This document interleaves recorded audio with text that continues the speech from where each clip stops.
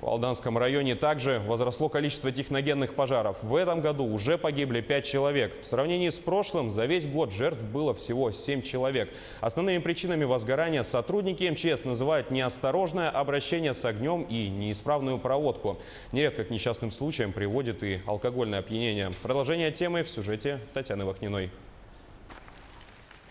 Разыгравшаяся огненная стихия – это всегда трагедия. Ее исход можно считать благополучным, если ущерб от пожара исчисляется только деньгами. По сравнению с аналогичным периодом 2017-го, в этом году в Алданском районе количество пожаров возросло на 30%.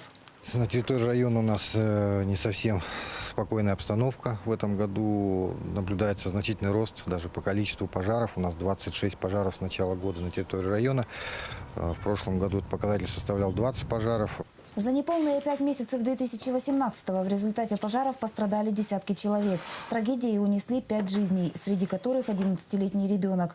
Число жертв сотрудники МЧС называют чрезвычайно высоким. Основными причинами пожаров остаются неисправная электропроводка и нарушение правил эксплуатации электроприборов и печей. Нередко к трагедии приводит неосторожное обращение с огнем. Спасатели призывают соблюдать осторожность при сжигании бытового мусора и разведении костров. Просьба внимательнее все-таки относиться к источникам возникновения пожара. То есть и это открытый огонь, и электроустановки, электроприборы, и отопительные печи.